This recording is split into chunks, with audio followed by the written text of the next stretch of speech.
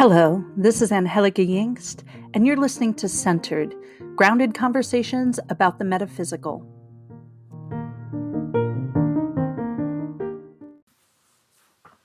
Happy November! It's Angelica Yingst, your shamanic weirdo friend who keeps telling you about her dreams. Welcome to Centered. I am doing November's monthly Tarot, Earth Medicine, and Sky Medicine report for November. It's like I'm a weather lady, except for the mystical shit and the animistic shit and all the other shit you love. Well, November is different than October. Is that good? Is it bad? You know, less transit, no eclipses. We can come back down to Earth if you want to. I'm not telling you what to do. You do you, boo. But Scorpio is still in the driver's seat as we move into November. And because the sun is in Scorpio, we can kind of revel in the dark side. Make no mistake, though.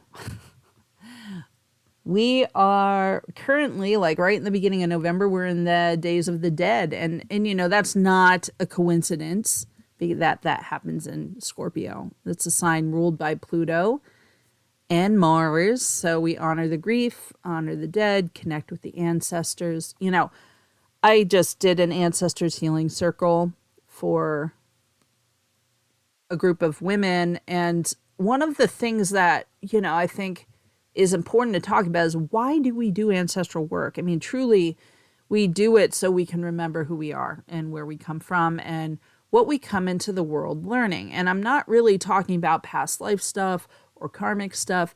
What I'm talking about is as children, we learn about the world from our parents, from our grandparents, and even their parents and how they lived. So, you know, we carry habits and things that we learned about the world from how they experienced the world. So my father, for example, watched a lot of physical violence in his home growing up with fistfights between his parents. They drank a lot. They had a lot of rage and anger and tantrums and hitting each other. And so my father equated, you know, angry parents with fear. And so he didn't let himself get angry.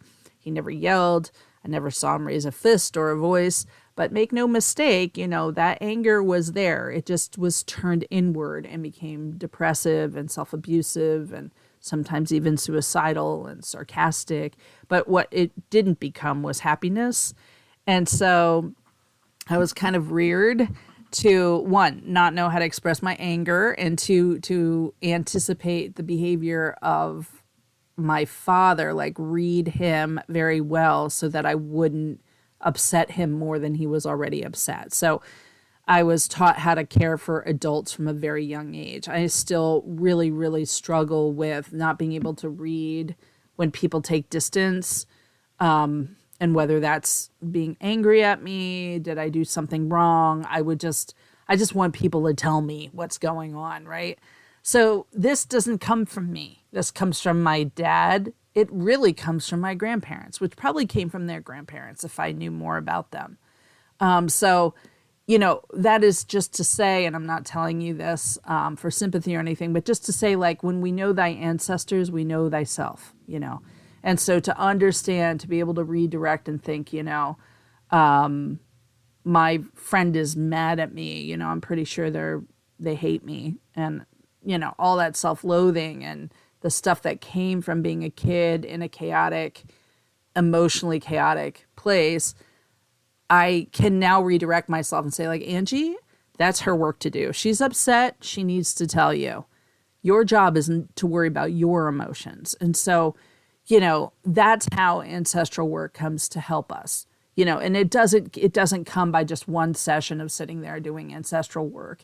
It really is about sitting there thinking about your family line and understanding your own feelings. And usually that comes from having a bad experience. And so I say that because we have these difficult times, like we're having eclipses and things are bubbling up to the surface and we're like, oh my gosh, I don't want to deal with this anymore. But really, if we are thinking of our life as we're on a fact-finding mission about ourselves, then the facts that come up, the stuff that comes up, the hard emotions, the suffering, I don't know. I think they're mad at me and blah, blah, blah, all that stuff, which is right now I'm so hyper aware of that it has been exhausting to be me. I'm just saying that out loud. But specifically, we learn about where that comes from, then we can learn how to stop it.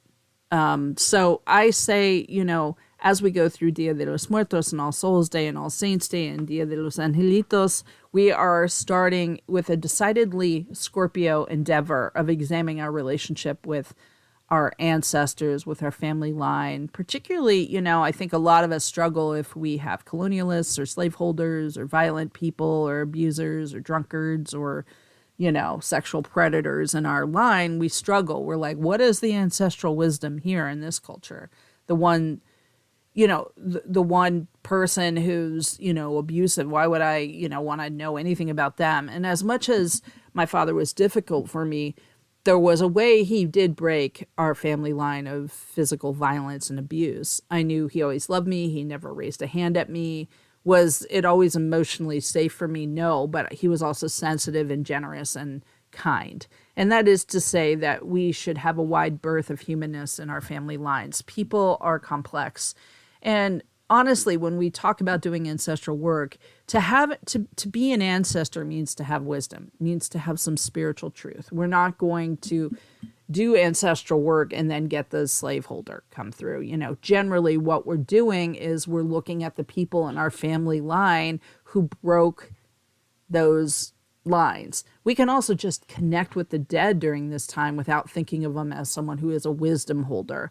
So it isn't simply like anyone in our family line. We generally look towards the ancestors that have done growth work, wisdom work, that bring forth and called in some kind of learning, right? The ones who stepped up, the rebels, the healers, the rabble rousers, the weirdos, the ones saying no, the ones using the old ways, the ones who have been persecuted. And I have some very independent women in my family who probably got labeled slutty or defiant or difficult. And I call on those women often from my family line.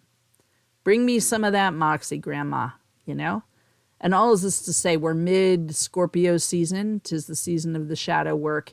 And while we've moved past the spooky part, the ones with eclipses, we are still dealing with Scorpio energy and Pluto's really intense, profound themes of power and sexuality and death. And yes, calling things by their proper names. So don't be surprised if you're like calling things out and calling people out and asking questions. And, we want to know what's happening. Scorpio does like to keep secrets, but doesn't like secrets. Okay, so they come out. So we start the month with this. And, honestly, the first few weeks of November, we're going to stay in Scorpio season without a ton of transits. We're basically looking at Scorpio sun, right? These are times of deep transformation. I don't think you're going to recognize your life at the end of 2023 from the beginning of 2023. And I'm just saying that because we've gone through a lot of changes and transformation. This is the end of that cycle, not the beginning of it, right? So, Scorpio is not only ruled by Pluto, it's also traditionally ruled by the planet Mars, which is having a lot of energy influence this year. And Mars is making a conjunction with the sun throughout the month. So it's kind of bringing a little bit of a assertive edge to us. And that's, going to kind of call people out. It can seem aggressive, but what it is assertive.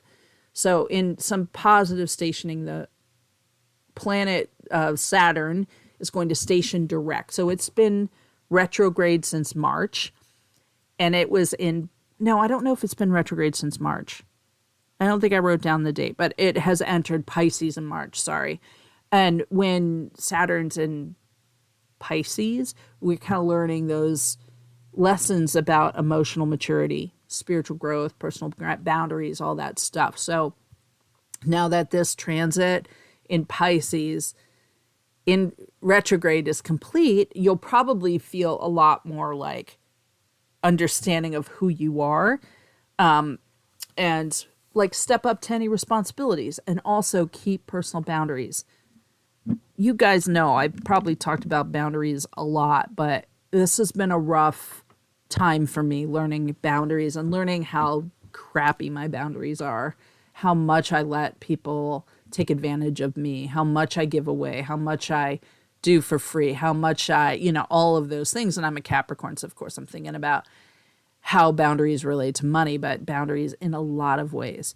So, this is kind of our time for those of us who are learning these boundary things when Saturn stations direct. I think we're going to feel like, okay, I know how to keep boundaries, and I know this is reminding me of the thing that happened before. So, when it comes to romance, also, November 8th, Venus kind of moves into Libra, and Libra is ruled by Venus. So this is also, it usually feels good. But because it is aligning with the South Node, which is a release time, it might find that you are having either avoidance issues with conversations with your partner or with a friend or with loved ones. We may feel like, that people-pleasing part of us is coming to the surface. So if you're kind of feeling that push and pull with Scorpio and with Libra, basically feeling like, I'm just going to hide and play nice, and then Scorpio's like, no, you aren't. That's what's happening. And that'll be, more of the 8th. So you're talking about like the second week of November. Now, speaking of all of these kind of patterns, we're really thinking about authenticity. Okay. So, when we're healing and we've healed, we can start embracing the truth and have this like radical acceptance of the self. When we're starting to go through that, when Mercury on the 9th moves into Sagittarius, we can really express ourselves. Okay, so we have to go through that process of feeling like, oh, I'm in this unhealthy pattern. Oh, I have crappy boundaries. Okay, this is who I am. This is what I want my boundaries to be. And the 9th is really when we connect and we feel really lovey-dovey and we can really express ourselves in that place. So, if you're feeling challenges, usually we're, hey, take it by the horns. This kind of Mercury and Sagittarius energy helps you lead with the heart, with kindness, with authenticity, with compassion, not just for other people, but compassion for the self. And so, I think there's a choice to be made in the first few weeks of November. Do you want to be led by the shadow, or do you want to be led by the higher authentic self that can set boundaries without being, petty, mean, acting out of shadow? So, that's kind of what we're going to be dealing with. Now, on the 13th of November, the new moon's in Scorpio. Okay. And so one thing that's going to happen all month is that Mars is going to be in Scorpio, which is its home, right? So basically we're looking at this new moon being like a time when the sun, the moon, and Mars are all aligned in Scorpio, and that's directly in opposition to Uranus, which brings intense emotions and shocking secrets to the surface. So that's right, squirrel friends. We're going to have some dramas on the new moon, some unpredictability, the Uranian gift of looking at things in a totally new, strange way is a gift. Okay, so Uranus helps expand consciousness. It is the weirdo. It sees things, it changes things. It doesn't like sort of just play along to be nice. It basically is breaking with tradition. It breaks the family line. It breaks the ancestral patterns. And then we get to move into a new place. So with the new moon, then what we're really looking at is a fresh start. Okay, we get to clear things. We know all new moons are sort of moments of change. There can be new beginnings, all of those things. And the last 2 years, all of our eclipses have been in Taurus and Scorpio, which brought a heaviness to the sky because they're fixed signs, the earth and the water. But Scorpio also has that underworld kind of energy. So with the new moon in Scorpio, we're no longer in these eclipse times. So it'll feel lighter. It's like we've done that work, been there, done that. You've been on a transformational journey. And so this is the time to really decide the way you're moving forward. Okay. So think back about what you let go of during the lunar eclipse in October 28th. So that just happened 2 weeks ago. What were you waiting for then? This new moon is the time to start what you were releasing. You can call in the new stuff. So you can get creative and do a vision board, or you can just be like, all right, I'm ready to start. I'm back to me, right? Now, on the same week, the Sun and Mars align in a Cazimi, which is a special aspect where it's basically like Mars is like on like potent feel good energy because it's kind of glorified in the sun, right? So because Mars's home sign is Scorpio, this hasn't really happened very often. I think it happens every 2 years, but it hasn't happened in Scorpio for almost 30 years. So this energy is going to be super potent. The conjunction aspects in astrology also always denote a new cycle. And when it's in Mars, then you're going to be making moves, taking action, doing things that you're deeply passionate about. So it's going to feel really clear. And so the new moon's conjunct with Mars and opposes Uranus, seeing things clearly, bringing things out to the surface, innovating, shifting, changing. And then the Mars Cazimi is going to feel like an unearthing and unshadowing of whatever is not being seen, meaning bringing things to the surface so that you can let go of it for once and for all. So it's a really big week, that week of the 17th, the 13th to the 17th, that whole week. Now, Sagittarius season starts on the 22nd of November. That's my baby's birthday. Now, he is a Scorpio because when he was born, the 22nd was Scorpio. So, he just happens to be a little shadow dweller. But Sag brings a lot of optimism, independence, emotional freedom. It's like coming out of the underworld into the light because Sag is a fire sign. So I think, one of the things you have to remember when you're kind of coming out of these places is you got that cycle, right? That moon cycle of being in Scorpio. You have processed the emotions. It may have been hard. You may still be understanding how to call things by their proper name, but now you get to enjoy the holidays with Sag energy. It's very wanderlusty. It's very curious. It's very fun, easy to laugh. I mean, I would say it's going to bring a lot of light to the darker winter months. So this energy is super ripe with adventure, and that continues when Mars enters Sag on the 24th. And then when all of them, Mars, Sun, and Mercury are in Sag, we're having a Sag stellium, which basically means 3 or more planets are in a sign. And since Sagittarius's energy is all about knowledge and experiences and all that, I think it'll make this feel like a really nice holiday, just really curious and fun. Now, there is a full moon on the 27th of November, and that's in Gemini. So this full moon is square to Mercury and Neptune, which is kind of able to kind of scramble your thoughts a little bit. It can leave your energy feeling fried. You may have some motivation, but then like execution won't happen. This is just part of this energy. Don't get frustrated.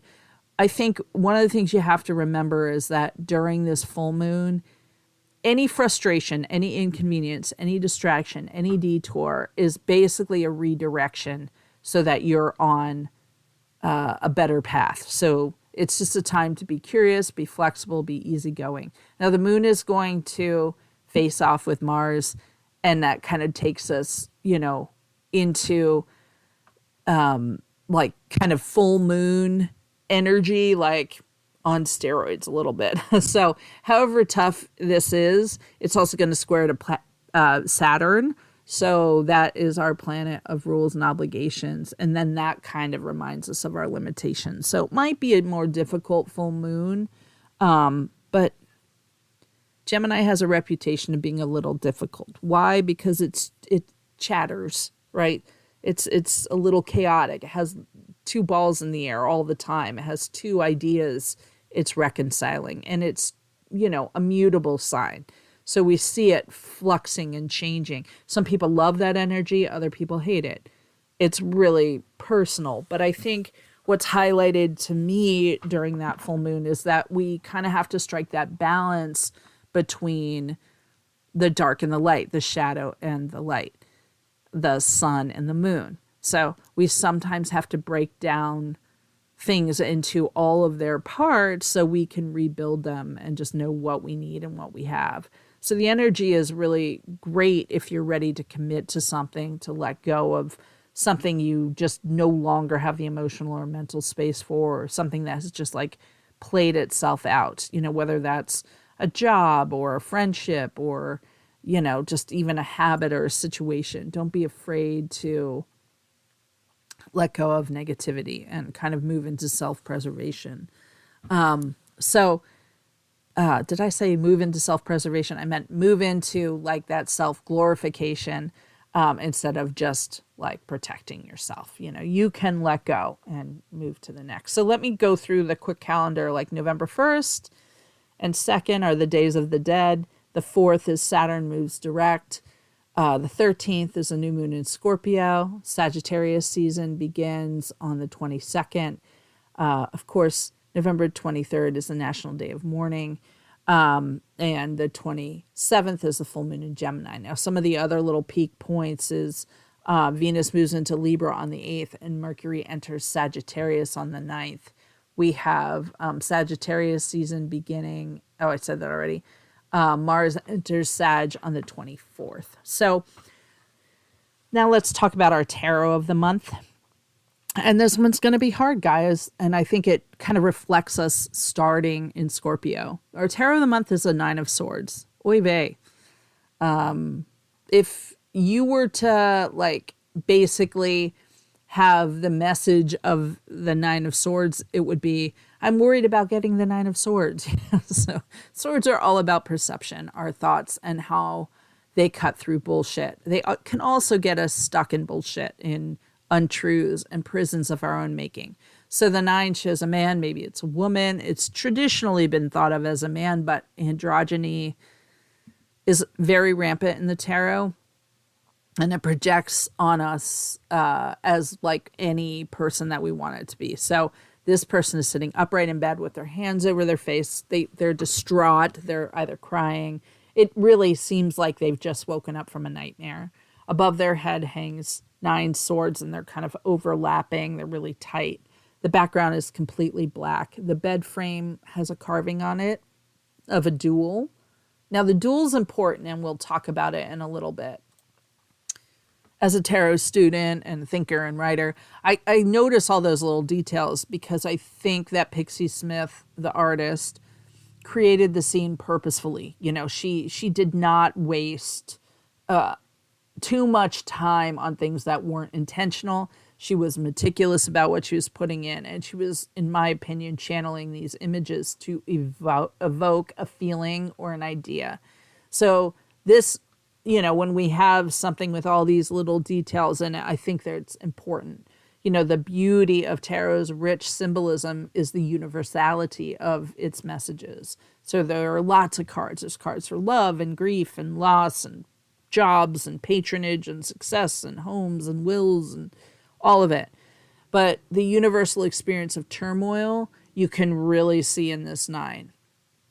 You see it a lot, actually, in the swords, which we'll talk about in a minute. But, this 9 really looks like insomnia. It looks like guilt. It looks like regret, fear, wrestling with shadow. Haven't we all had a time where we're in bed in the wee hours of the morning, unable to sleep?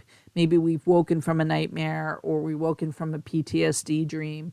We experience the turmoil and grief. it's like the dark just gives us permission to just be like, everything's awful. And our brain's going a mile a minute. We're tired, but we can't sleep. None of us is immune to these dark nights of the soul. And that's what we call this card, the Dark Night of the Soul card. The Nine of Swords captures this experience perfectly, if not alarmingly. Now, the swords are associated with the element of air, which represents communication, the mind, rationale, logic, and perhaps like most importantly in the tarot, it is about perception, the way we perceive the world, the way we perceive what's happening. So this could be someone's words, their gestures. We often have stories that we tell ourselves about the world around us that end up being a trap that we've set for ourselves. And, you know, when we were talking about our family lineage and ancestral work, you know, in my family, our husbands leave us, you know. That's a story. It's not the truth, but it's a trap that we set for ourselves. So are we, you know, living that out because that's what we've been told, right? So swords have sort of more of the alarming challenge cards for people to see. From the 3 and the 5, the 7 to the 10, all of them, you know, they're all important, and they remind us that our mind, our logic, it can lead us astray. Okay. So we trust that, you know, we are getting honest through the swords. Okay. Now, I want to talk about this a little bit, and hopefully this will make sense. But, you know, the virtue of the swords is truth and justice. So nothing in the swords are more important than being absolutely honest to yourself about yourself. So the swords challenge you to face an ocean of emotion behind you in the 2, for example. You know, our main character is blindfolded, holds 2 swords over their heart. She's in bed clothing. Obviously, she's also in a dream state. So, you know, she's protecting herself. The swords make you face the 3 swords piercing the heart, cutting to the heart of the matter. You know, all of these swords challenge us to get honest, right? In the 7, for example, we see the thief stealing a bunch of swords from camp, and he's tiptoeing and he looks almost comical. What's he getting away with? Lies, thieving, cheating. Of course, if you're the thief, you might feel justified from doing some ethically sketchy shit for some material gain. If he is the enemy in this war, maybe he's a spy. And so he feels justified in sabotaging the enemy. But this is the rub with the swords, which is you have to get honest. This is telling you there's something you're not seeing. Your perception is wrong, right? So in the 8, we see a woman tied and blindfolded in a prison of her own making. She is a victim, a martyr. And so, you know, in the 9, we awaken from a dream, and all those challenges get real. We're racked with guilt and regret. So is this a terrible card, or are we finally getting honest? The swords are double-edged. They're sharp. They help us cut through everything. So we begin the quest of self-knowledge and honest self-appraisal in the swords. So if this sounds like a little too much challenge for a little old tarot reading, buckle up, because the 9 captures this feeling of overwhelming guilt, fear, worry, anxiety, loneliness, and grief. Is it that the truth has changed? No. It's that you're seeing it finally through the realm of taking responsibility, or having insomnia and nightmares and PTSD and processing. And I'm saying all of this because the 9 captures this snapshot of us racked with guilt. And so one thing I found interesting, like, I don't know if anybody's read the book, The Body Keeps Score by Bessel van der Kolk, but this is kind of a seminal book in trauma and somatic and energy healing communities, as well as the therapeutic community.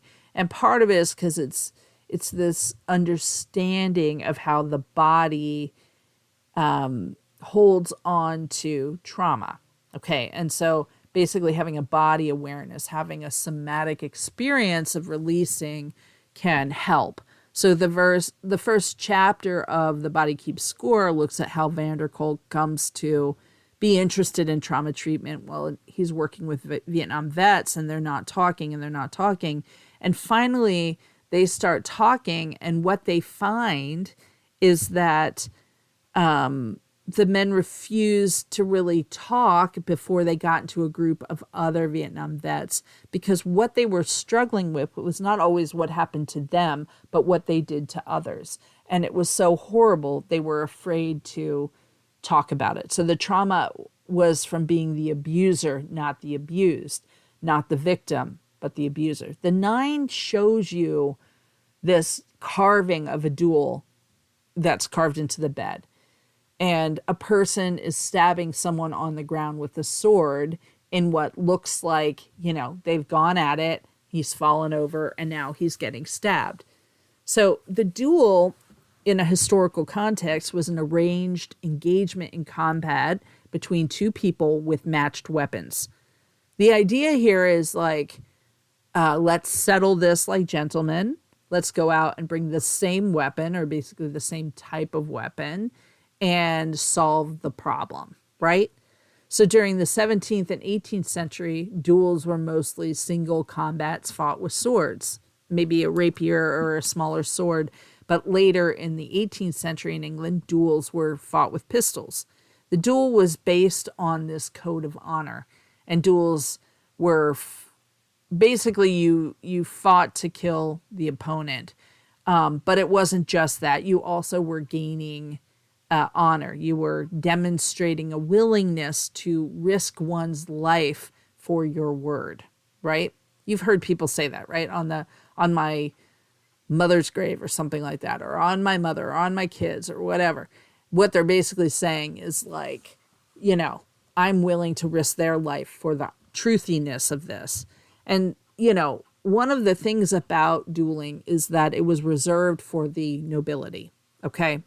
So it was reserved for the upper classes. So there was a legislation against dueling, which dates back to the medieval period, but it was never really emphasized, or people weren't, taken to jail for it. But from the early 17th century, that's when it kind of it became illegal, and then it fell out of favor more in the 19th century, but people were still dueling. They just, were getting more charged with murder rather than, they were dueling. Of course, they're defending their honor or something. So despite being a criminal act, military officers, for example, if they were challenged to a duel and they didn't show up, they could be punished, which is ridiculous. So anyway, let's talk about the person on the ground in the carving of the 9's bed. Presumably the person on the bed was killed by the man who's laying in bed. And like the Vietnam vets, he's plagued with a guilt he cannot discuss, because everyone's like, you are victorious, man.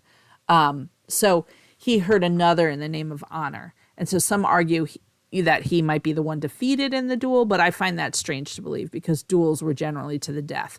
So I can't imagine he would lose. So, when I'm looking at the 9 of Swords, I'm thinking, this is about karma. This person is lying in bed with his head in his hands, and he's basically saying, like, what did I do? Who am I? He has a nightmare of killing this person. The quilt on the bed is covered with astrological symbols. And usually, when we see that, we're thinking, okay, what does that mean? Well, he's gone through many iterations, I would think, of himself, like different phases of the zodiac. The swords behind him seem locked together, and they're kind of looking like a bars in a prison cell. This is the part of the sword symbology, that we're in a prison of our own mind, right? So that's kind of this energy. So to me, this is someone who's just realized they've accumulated some really effed up karma, and they're going to have to pay a price for it. So 9 of Swords is one of those cards a lot of people look at and are like, this is a scary card. It looks scary. Yes, guilt is scary. Karma is scary. Punishment is scary. Our mind is full of cutting thoughts. That's scary. We live with our worst enemy. And as my friend in AA says, the mind is a scary place, and I suggest you go in with adult supervision. But the Nine of Swords on this dark wall suggests overcrowding of thoughts.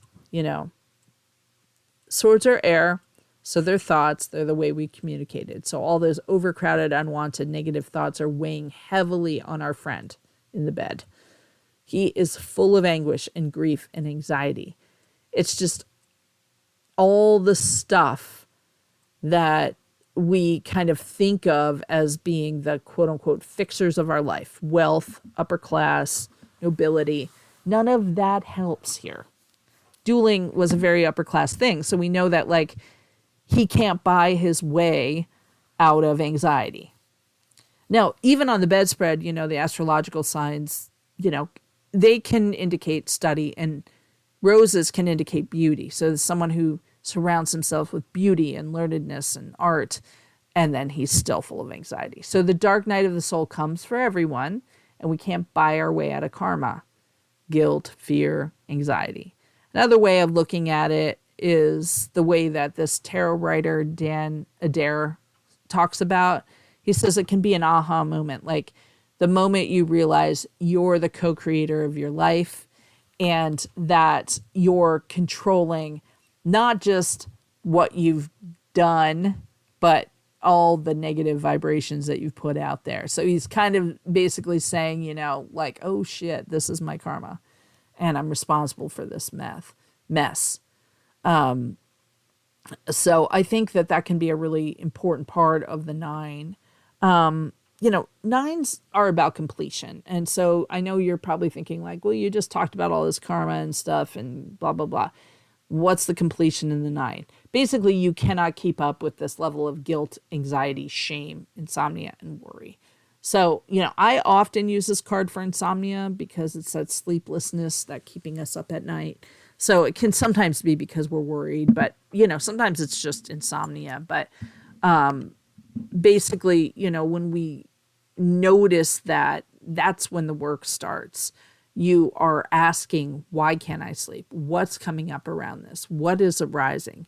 You need, and you can work with like a therapist or a sponsor or something like that to help you sort through all the swords that seem to be cutting you at the moment to figure it out. But sometimes you can just kind of go through it. And the way I kind of broke down the way my father's behavior was from his parents, and I could probably go back a couple other generations, but this card really just covers the gamut of awful feelings. Okay.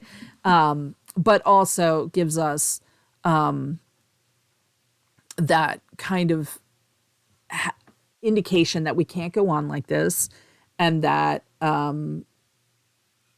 even though we're unsettled, the Nine of Swords asks you to grasp vulnerability, asks you to kind of move into absolute vulnerability and kind of figure out how to make things right, because the karma has to be sort of righted. So we think about, how do I make amends? And, when we make amends, it's not just about saying sorry. It's about not doing that thing again, right? So we're really saying, I'm going to take the reins. I'm going to do that process of asking why. Why do I feel this way? Is this a new feeling or an old feeling? What does it remind me of? And how do I heal it? How do I do better? Okay, so, we are really asking for the wisdom of the dark night of the soul. And that's totally in Scorpio's wheelhouse. So we're looking at how we can ask the right questions to get where we're going, because this is a time to not bullshit yourself. Now, this card validates for us often that we are mired in the emotional bog, like mired with our limiting thoughts. So now is the time for the, things shift when we're in the shit, right? So 9 says the worst is behind you.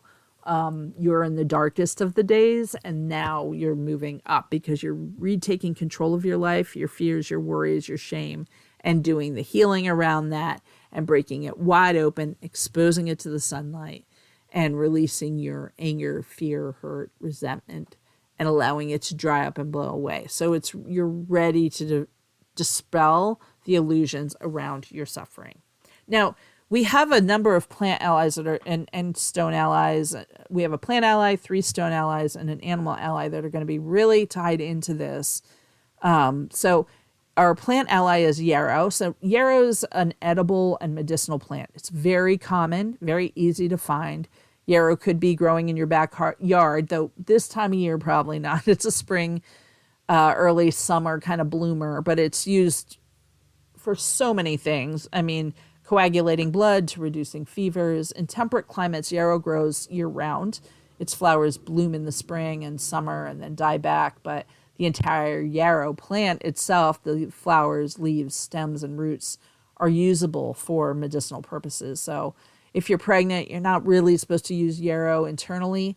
That's really the only warning with yarrow. I'm going to mention this right away, but, it has that risk of miscarriage. So really do not use it internally if you're pregnant. When I would spend time with my teacher, Pixie, she would find yarrow and pull the flower off. And after making the prayers and asking permission, she'd just plop it in her water. Yarrow is slightly bitter, so it's not for everyone, but it's antiseptic, microbial, anti-inflammatory. It's astringent. It's very useful for a wide range of ailments. Yarrow leaves can be created as a poultice, ground up to a powder to stop bleeding. The styptic powder, which is made from dried and ground yarrow, should be applied directly to a bleeding wound. Yarrow is so effective at coagulating blood, it's been used on the battlefield to stop bleeding during war. But it also improves circulation and is great for the reproductive system as it balances women's cycles and menstruation. It's also good for digestive issues, and you can use it to make a salve that can heal minor cuts and wounds. And if you can't make the salve because you're out in the field and there's yarrow nearby, chew it up, put it on your wound. I know it sounds gross, but it works really, really well. So it's really great to use to regulate your own body temperature due to fever. And sipping on it will give you some relief as well as a yarrow leaf tea or a bath or whatever. So yarrow is a diuretic, so it can be ingested medicinally. It can help combat urinary tract infections, but also remember, to be drinking lots of water when you take it.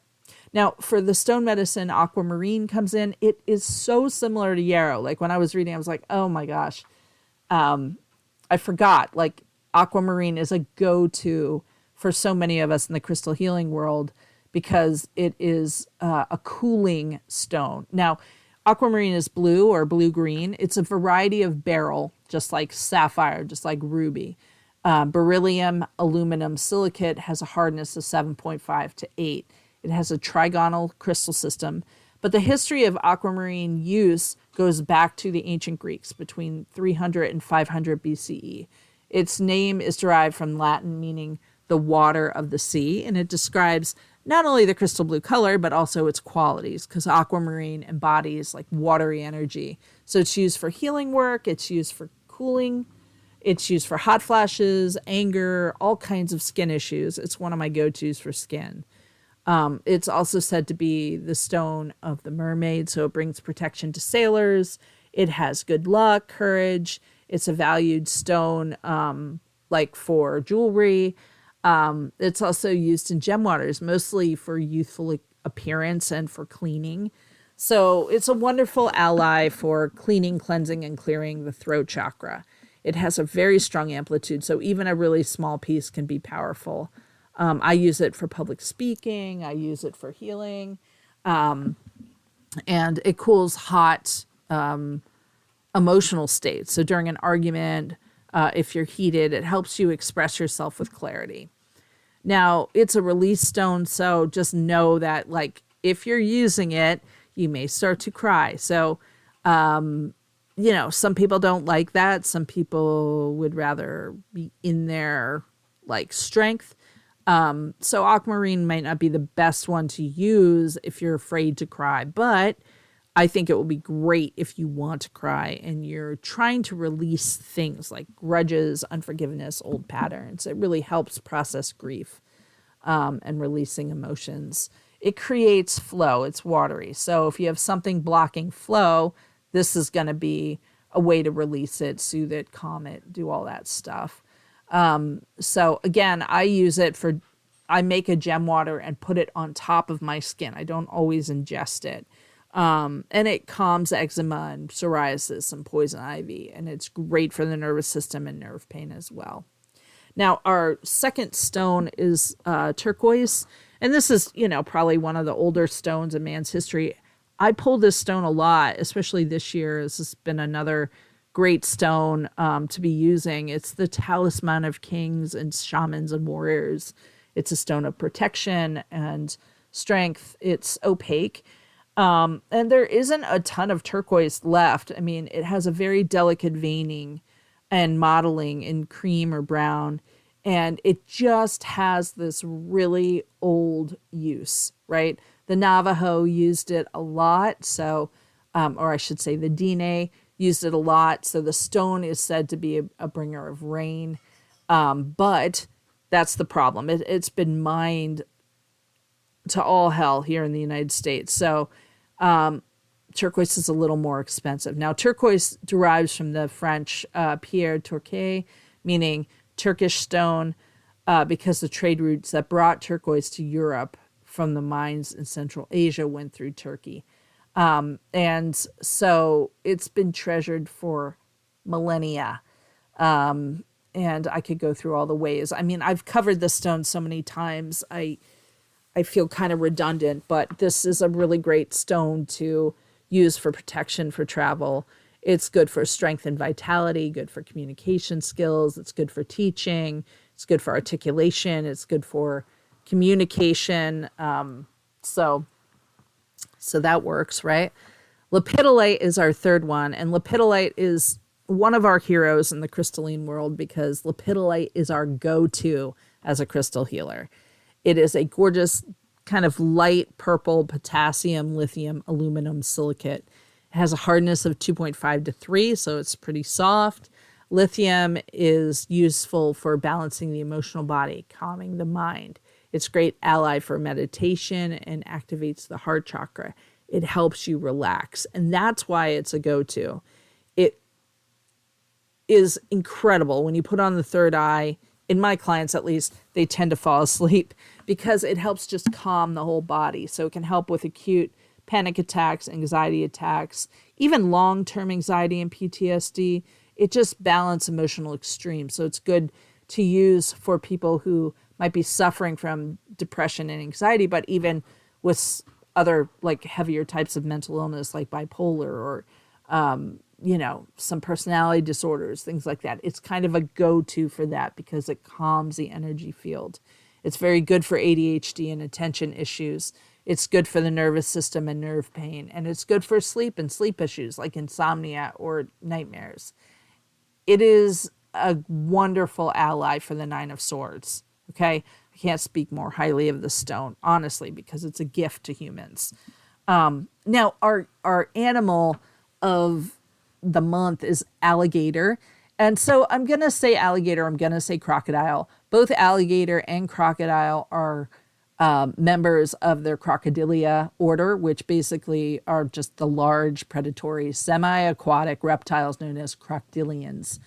They appeared 94 million years ago in the late Cretaceous period, and they're the closest living relatives to birds. There are two groups that are the known survivors of Archosauria, and those are, of course, the crocodile and the alligator. But the order Crocodilia includes true crocodiles and alligators and caimans, which are in the Alligadoriae. And then there's one more, the Garial, like the gars.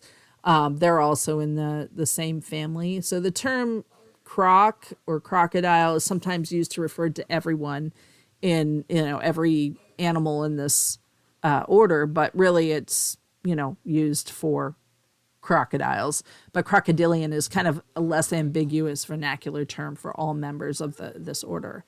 So they're large, solidly built, lizard-like reptiles. So crocodilians have long, flattened snouts. They have laterally compressed tails. They have eyes, ears, nostrils at the top of their head. So they swim well, they walk well, they run. Their skin is thick and covered in overlapping scales. They have conical peg-like teeth and a powerful bite. So I'm going to use crocodile and alligator interchangeably because for the most part, spiritually and shamanically, you work with them similarly. If I were you, I would be using the one that is closest to you geographically in the world. So, what's the difference between them? Well, they have a lot of similarities. They have long snouts, powerful tails, short legs, bony plated backs. The ways we tell them apart is the shape of the snout. Alligators have broad U-shaped snouts. Crocodiles are more narrow and V-shaped. The teeth, in the case of alligators, the lower teeth are usually not visible when the mouth is shut, whereas in crocodiles, the teeth in the bottom jaw appear, most notably the large fourth tooth. Another difference is their color. If it's gray or black, it's probably an alligator. If it's more greenish or tan, it's a crocodile. They also come from different locations. So crocodiles are usually found in saltwater, alligator in freshwater, and last but not least, their behavior. Crocodiles are typically more aggressive than gators. Alligators have a range mostly in the Americas, whereas crocodiles are ranged in Africa, Asia, and Australia. And the American crocodile lives in Mexico, Central and South America, the Caribbean, and South Florida. And the American alligator is also found in South Florida, amongst other places. So South Florida is really the only place you find both of these animals in the wild. So that's pretty cool. So one of the things, I'll go more into the medicine of alligator and crocodile if you belong to my membership group and are getting the shamanic journey that I do every month. We journey with whatever the animal medicine is. So that's usually like a half-hour journey. But alligators and crocodiles really are associated because of their myth and the mythology with new beginnings, creation, and recreation. And you can see how all this medicine from the Nine of Swords all the way down is all about this rebirth idea. Crocodiles are really grounded. And it's funny because the Mayans viewed crocodile as the representation of the upper world and the lower world. So their bodies are in the lower world because they're connected to the earth. Their bellies can be on the earth or in the water, but their, the spiny backs are kind of the pyramids that can reach out into the cosmos. And so they saw them as being able to navigate the crocodile. So there's this black hole between the Milky Way and the constellations of Scorpio and Sagittarius that was considered by the Maya to be the source of creation and the portal to the upper world. And they called it the mouth of the crocodile. So they believed the crocodile was kind of like the creation of the earth. So it was the, first of all, the portal to the upper world, but also the crocodile protected the lower world. So when we work with croc, we can kind of work with that idea of like how we can create and recreate ourselves and how we can kind of stay calm and grounded and not aggressive, right? And stay still. There's fluidity in croc, but there's also stillness. And so croc can help us create order out of chaos and release what's not serving us. So thank you for being part of my podcast listening audience. I'm grateful to you. I'm grateful you resonate with my work. Have a good November. And just a reminder that my membership group is a place that you can join if you really enjoy my work and would like to have more interaction with me. So you can check that out on my website at themoonandstone.com. Thanks.